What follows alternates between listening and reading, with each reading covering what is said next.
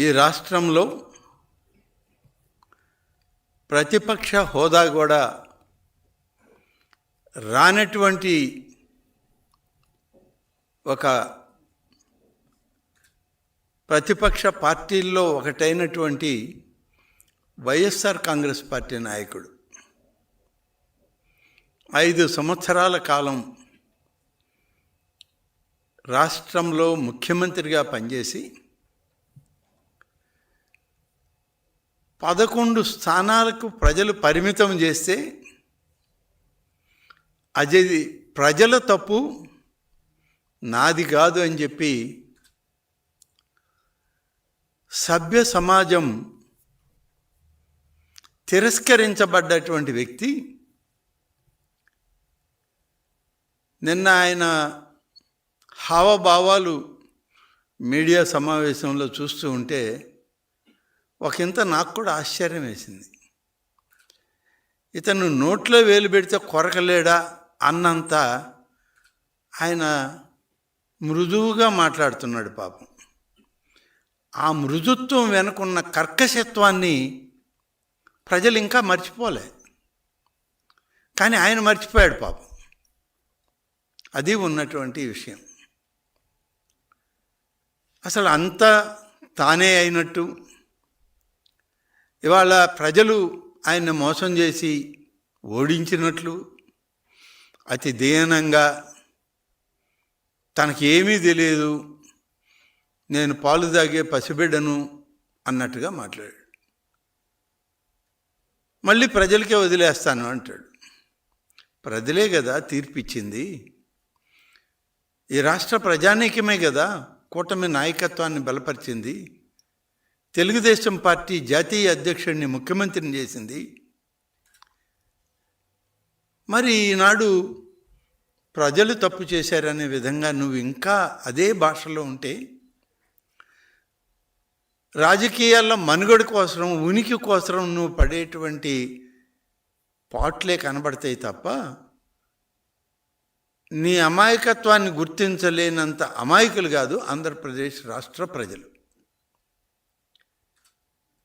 దారుణాతి దారుణంగా నీ 5 సంవత్సరాల పరిపాలన ఎంత దుర్మార్గంగా జరిగిందో ఒక్కసారి వెనక్కి తిరిగి చూస్తే ప్రతి ఒక్కరూ భయభ్రాంతులకు గురి కావాల్సిన సమయం. ఏది పెట్టినా ఉదాహరణకు రాష్ట్రంలో మాదక ద్రవ్యాలు పెరిగిపోయాయి, గంజాయి వాడకం పెరిగిపోయింది, యువత నిర్వీర్యమైపోతుంది, భవిష్యత్ తరాల్లో యువతకు ప్రాధాన్యత లేకుండా పోతుందని ఒకవైపు గగ్గోలు పెడితే తల్లిదండ్రులు, అనేక పౌరులు, అనేక మంది సంస్థలు, విద్యా సంస్థలు, స్వచ్ఛంద సంస్థలు ముందుకొచ్చి చెప్తే ఏమీ పట్టించుకోకుండా గంజాయి బ్యాచ్లను ప్రోత్సహించినటువంటి వ్యక్తివి ఇవాళ నేనేదో చేశానంటే ఏం చేశావు? నీ 5 సంవత్సరాల కాలంలో యువత నిర్వీర్యమైపోవడానికి కారకుడు నువ్వే. మాదక ద్రవ్యాలను పెంచి పోషించావు, గంజాయి తోటలను పెంచి యువతని సర్వనాశనం చేశావు. ఆనాడే చెప్పాం మేము, నువ్వొక ఆర్థిక ఉగ్రవాదివని. ఇవాళ మళ్ళీ కొత్తగా చెప్పాల్సిందేంటి? కానీ చెప్పాల్సి వస్తుంది. రాజకీయాల్లో సమయానికి మార్పులు వస్తూ ఉంటాయి. కొన్ని సందర్భాల్లో గమనించకుండా మర్చిపోవడం అనేటువంటిది సహజం ప్రజల్లో. అన్నీ గుర్తుపెట్టుకుంటే వాళ్ళకున్న మెదడు కూడా పనిచేయదు. అందులో నీ అకృత్యాలు గుర్తుపెట్టుకుంటే అసలు వాళ్ళు నిద్రలేసి పని కూడా చేసుకోలేరు. ఇలాంటి వ్యక్తిత్వం ఉన్న నువ్వు, నీకు ఒక పార్టీ, సిద్ధాంతాలు లేని పార్టీ, అసలు నీ లక్ష్యం ఏంటో చెప్పలేనటువంటి పార్టీ, ఇటువంటి అరాచకమే నీ సిద్ధాంతంగా 5 సంవత్సరాలు ఈ రాష్ట్రాన్ని పట్టి పీడించావు. ఇవాళ మళ్ళీ తగుదునమ్మా అని నువ్వు ఒక క్రిమినల్ మైండ్తో ఉనికి కాపాడుకోవడానికి మళ్ళీ ప్రజల మధ్యకు వచ్చి ఏది వస్తే లేకుంటే ఏది జరిగితే దానికాడ నేనే కదా ఇది చేసింది అంటున్నాను. నీకేమన్నా మతి భ్రమించిందా అని అడుగుతున్నా. నువ్వేమన్నా మతి భ్రమలో ఉన్నావా? 2% పనులు చేయలే నువ్వు పోలవరం ప్రాజెక్టులో. పోలవరం ప్రాజెక్టు నేను కట్టానంటావు. పోలవరం ప్రాజెక్టు పూర్తి అయిందంటే నా వల్లే అంటావు. పూర్తి కాని ప్రాజెక్టులను పూర్తి చేశానంటావు. పూర్తయిన ప్రాజెక్టులు ఏమన్నా ఉంటే పై శిలాపలకాళ్ళ దగ్గర నిలబడి ఫోటోలు ఎత్తుకుంటావు. ఏంటి నీ ఆలోచన విధానం? పరిపాలన అనేటువంటిది ఇదేనా అనే పరిస్థితి వచ్చింది ఇవాళ. హంద్రీనీవా ప్రాజెక్టు నీ హయాంలో ఏం పని చేసావు నువ్వు? లిఫ్ట్లు పూర్తి చేసావా? నీటిని తోడిపోసావా? కాలువలు లైనింగ్ చేసావా? కాలువలు వెడల్పు చేసావా? ట్యాంకర్లతో సగం దువ్విన కాలువల్లో నీళ్లు పోసి ఒక గేట్ని అక్కడ అమర్చి తాత్కాలికంగా హెలికాప్టర్లో పోయి అక్కడ నేను నీటిని వదిలాను అని చెప్పి ఇదంతా నా ప్రమేయమే, కుప్పానికి కూడా నేనే నీళ్ళు ఇచ్చాను అన్నాడు. నువ్వు వెళ్ళిపోయిన అరగంటగా ఆ గేట్ ఎత్తుకెళ్ళిపోయారు. మర్చిపోయావేమో జగన్మోహన్ రెడ్డి. నువ్వు వెళ్ళిపోయిన అర్ధగంటకి నీ హెలికాప్టర్ ఇంకా కనబడతానే ఉంది ఆకాశంలో కింద ప్రజలకి. ఇంజనీర్లు ఈ గేట్ ఇక్కడిది కాదు, మేము వేరేది తెచ్చిపెట్టాం, మేము అది ఎత్తుకెళ్ళిపోతామని ఎత్తుకుపోయారు. అది ఎత్తుకుపోయిన తర్వాత ఆ కుప్పం కాలువలో నీళ్ళు ఎక్కడన్నా ఉంటే తడి కూడా కనబడలా. నీతోటి అక్కడ కేరింతలు కొట్టిన జనమే నీళ్లల్లో దిగి కాళ్ళు కడుక్కుందామంటే నీళ్లు లేవు అక్కడ. మర్చిపోయావా? రాయలసీమను నేను ఉద్ధరించానంటావు. ఏం ఉద్ధరించావు నువ్వు? నిన్న నువ్వు చెప్పినటువంటి కథనాలు కానీ వింటే అసలు సర్ ఆర్థర్ కాటన్ తర్వాత ఆంధ్రప్రదేశ్కి సాగునీరు తాగునీరు ఇచ్చింది నువ్వే అని అనుకోవాలి ఎవడైనా కొత్తడు. నిన్ను నాటి నుంచి నేటి దాకా గమనిస్తూ ఉండేవాళ్ళం. మేమున్నాం తండ్రి, ఇంకా మేము బయట వెళ్ళిపోవాలా, మేమున్నాం ఈ సమాజంలో. ఏ పనైనా ఒక్క పని నువ్వు పూర్తి చేసినట్లు, లేదా ఒక పని ద్వారా రాయలసీమ ప్రజలకి మేలు కలిగించినట్లు చెప్పగలవా? ఏ పని చేయలే నువ్వు. అన్నీ నేను చేశానంటావు. కేవలం అభూత కల్పనలు ఇలాంటివి చెప్పడానికే నీ క్రిమినల్ బ్రెయిన్ను వాడుకుంటున్నాను. క్రిమినల్ బ్రెయిన్ అని అనాల్సింది ఎందుకంటే నువ్వు చేసిన పనులు అలాంటివి. ఎవరైనా ముందుకు వచ్చి ఏదైనా చెప్పాలి అని అంటే నీ సొంత ఛానల్ ఒకటి, నీ సొంత పేపర్ ఒకటి. నీ సొంత ఛానల్, నీ సొంత పేపర్ నీకు ఎలా వచ్చాయి? ఎలా వాటిని నువ్వు దక్కించుకున్నావు? ఆ చరిత్ర చెప్తే ఇంకా చాలా పెద్దది. ఉన్న సమయం చాలదు నాకు కూడా. కాబట్టి ఇవాళ ఉన్నది కదా నా చేతిలో ఒక మీడియా అని ప్రజల్ని మోసం చేయడానికి, లేకుంటే ప్రజలకు ఇంకా అవాస్తవాలతో పబ్బం గడుపుకోవడానికి ప్రయత్నం చేయొద్దు. నువ్వు ఎక్కడ కూడా నీకు ఒక మంచి ఆలోచన లేదు చేయడానికి. ప్రతిపక్ష హోదా కావాలి, స్పీకర్ ఇవ్వలేదు, చంద్రబాబు నాయుడు ఇవ్వలేదు, ప్రజలను కూడా ఓట్లు వేయలేదా? మేమే వాళ్ళ ఓటు వాళ్ళు ప్రజలు వేసుకున్నారా, లేకుంటే చంద్రబాబు నాయుడు పోయి గుద్దాడా? నీ గుజ్జుడు వ్యాపారం అందరికీ ఉంటుందని అనుకుంటే ఎట్లా? నీది అరాచకం, నీ ఆలోచన అది. మీరు చేసినన్ని రోజులు రాయలసీమలో కొన్ని ప్రాంతాలని, కొన్ని పాకెట్లని, కొంతమంది అమాయకులైన ప్రజల్ని అడ్డగోలుగా మీ దానికి వాడుకొని, మీ ఆలోచనకి ఇవాళ సర్వనాశనం చేశారు వాళ్ళ జీవితాలను. మీరు ఆఖరికి నీ పులివెందలు కూడా నువ్వు ఓడిపోయే పరిస్థితికి తెచ్చుకున్నావు. ఏం మాట్లాడతావు నువ్వు? ఇంకా ఎలా మాట్లాడుతున్నారు ఇంకా సమాజంలో మేము కూడా మనుషులమని? ఎన్నికల్లో ప్రజలు నీకు ఆ హోదా రాకపోకుండా ఓటేస్తే, నాకు హోదా స్పీకర్ గారు ఇవ్వలేదు, చంద్రబాబు నాయుడు ఇవ్వలేదు అంటావు. హోదా ఇస్తేనే అసెంబ్లీకి వస్తానంటావు. అసెంబ్లీకి రావద్దు. ప్రజలు కట్టే పన్నుల్లో నుంచి ఇచ్చే శాసనసభ జీతాలు తీసుకోవద్దు. చెప్పు మీ వాళ్ళందరికీ. ఎందుకు సంతకాలు పెట్టారు 6 మంది వచ్చి? ఎందుకు దానిలో వచ్చేటువంటి రెవెన్యూ, దాని మీద వచ్చేటువంటి శాలరీస్ కానీ ఇవన్నీ తీసుకున్నారు మీరు? మీకంత ప్రజాస్వామ్యం మీద నమ్మకమే ఉంటే, ప్రజలు తప్పు చేశారని నువ్వు భావిస్తే 11 మంది నీతోటి రాజీనామా చేయండి. మీరు రాజీనామా చేయమని చెప్పి మీ వాళ్ళని మళ్ళీ ఎన్నికలు పెట్టుకుందాం. అందులో నువ్వు కూడా రావేమో, మిగతా వాళ్ళ సంగతి దేవుడేరు. ఇవాళ ప్రజాస్వామ్య వ్యవస్థలో మనం బతుకుతున్నాం. రాజ్యాంగంలో ఆ వ్యవస్థని మనం కించపరిచే విధంగా మాట్లాడకూడదు. నీకు అది కూడా తెలియకపోతే నువ్వెక్కడ ప్రజాస్వామ్యవాదివి? ఎలా రాజకీయాల్లో మనుగడ సాగిస్తున్నావు?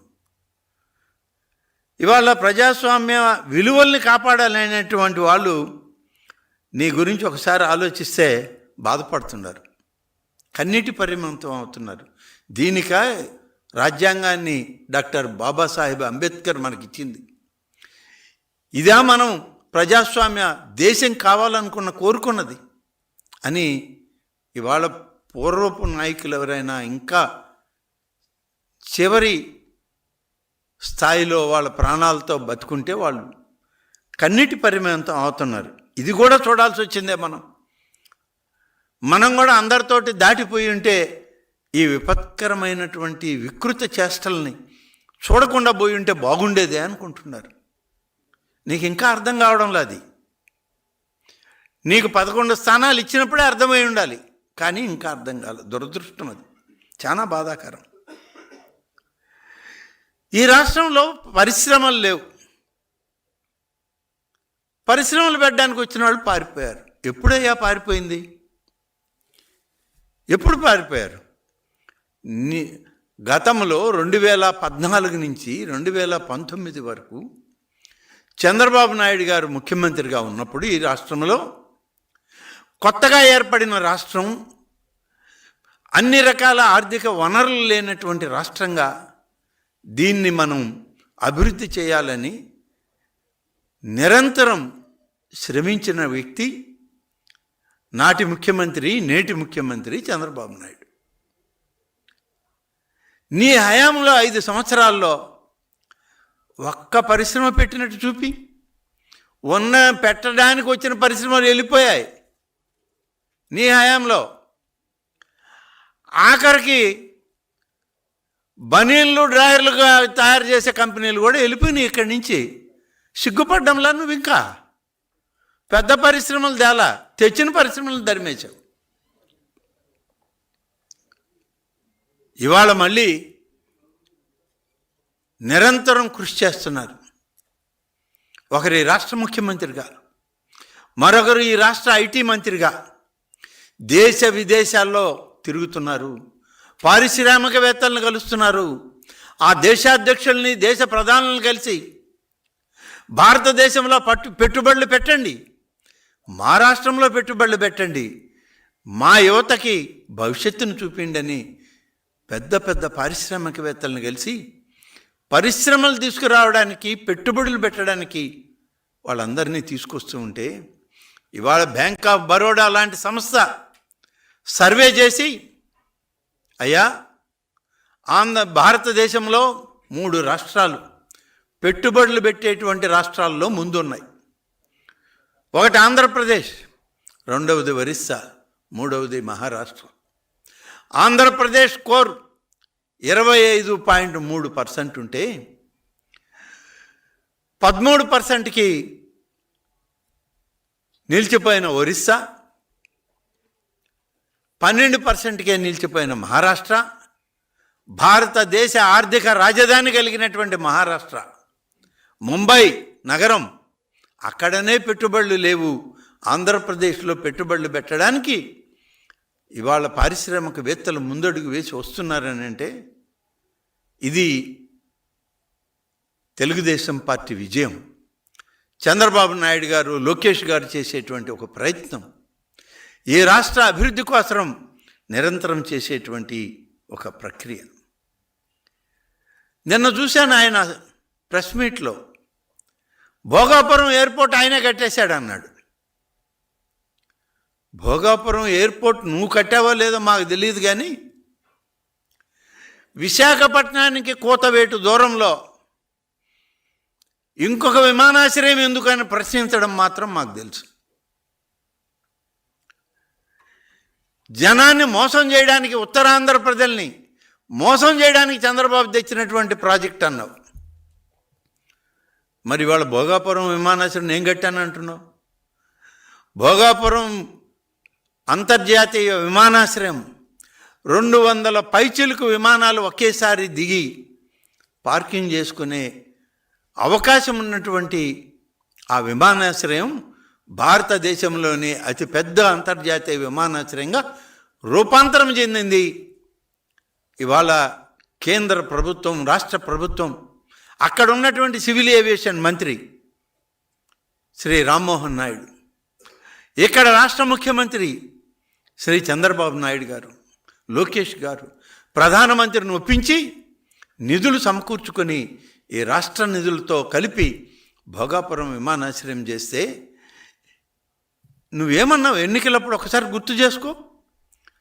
ఇక్కడ ఎవరైతే భూమి కోల్పోతున్నారో రైతులు, వాళ్ళందరూ భూములు తిరిగి ఇచ్చేస్తాను వెనక్కి నేను రాగానే అన్నావు. మరి విమానాశ్రయం ఎప్పుడు కట్టావు? విమానాశ్రయం నువ్వు కట్టుంటే భూమి ఎట్టే వెనక్కిస్తావు? ఎందుకు ఇంకా దగా చేయాలని ఒక ప్రయత్నం చేస్తావు? కాబట్టి ఇవాళ విమానాశ్రయాలు చేసినా, ఇరిగేషన్ ప్రాజెక్టులు కట్టినా, పారిశ్రామిక పెట్టుబడులని ఈ రాష్ట్రానికి తెచ్చినా, అది నేటి కూటమి నాయకత్వంలో గౌరవ రాష్ట్ర ముఖ్యమంత్రి నారా చంద్రబాబు నాయుడు గారి ఆలోచన విధానంతో ఈనాడు పనులు జరుగుతున్నాయి, వేగవంతమవుతున్నాయి. వాటిని ఇంకా ముందుకు తీసుకుపోయే ప్రయత్నం కూటమి నాయకత్వం అంతా కలిసి చేస్తుంది, తోడుగా నిలబడ్డది. ఇవాళ కేంద్ర ప్రభుత్వం అన్ని విధాలా ఈ రాష్ట్రానికి అండగా వస్తూ ఉంది. మీరు చేసిందేంటి? పోనీ ఓడిపోయామన్నా గమనున్నావా? లేదు. ర్యాలీలు పెట్టావు, ధర్నాలు పెట్టావు, దౌర్జన్యకరమైన సంఘటనలు సృష్టించావు, మనుషులు తలకాయల మీద కార్లు పెట్టి తొక్కించినటువంటి వ్యక్తివి నువ్వు. ర్యాలీ పెట్టి ఆ ర్యాలీలో నీ కారు పక్కన పడి ఉన్నటువంటి శవం మీద, లేకుంటే నీ కారు పక్కన పడ్డటువంటి నీ కార్యకర్తని తొక్కించేసిపోయి వాడి ప్రాణాలు తీసినటువంటి వ్యక్తివే. తిరిగి దాన్ని ప్రభుత్వ అంబులెన్స్లో ఎక్కించి అతన్ని చంపేశారని ప్రభుత్వ యంత్రాంగం మీద తప్పును పెట్టడానికి ప్రయత్నించేవే. భగవంతుడు అనేవాడు ఒకడు ఉన్నాడు, జగన్. నీ మాయలో భగవంతుడు పడ్డు. మీడియా పడవచ్చు, ప్రజలు పడవచ్చు, భగవంతుడు నీ మాయలో పడ్డు. అందుకనే సీసీ కెమెరాలు అనేది ఆయన ముందే సృష్టించాడు ఈ రాష్ట్రంలో, ఈ దేశంలో, ఈ ప్రపంచంలో. ఆ సీసీ కెమెరాలలోనే నీ అకృత్యం బయటపడింది. నీ కారు కింద ఆ వ్యక్తి తల నలిగిపోవడం చూపించింది. ఏమంటావు నువ్వు దానికి? ఇక ఈనాడు ఆ విధంగా చేస్తూ మళ్ళీ మీ నాయకులు కార్ల డ్రైవర్లను చంపి డోర్ డెలివరీ ఇచ్చిన వాళ్ళు ఎవరు? వాళ్ళని కౌగిలించుకున్నటువంటి నాయకుడు ఎవరు? నువ్వే కదా. ఆ నాయకుల్ని వెనకేసుకుని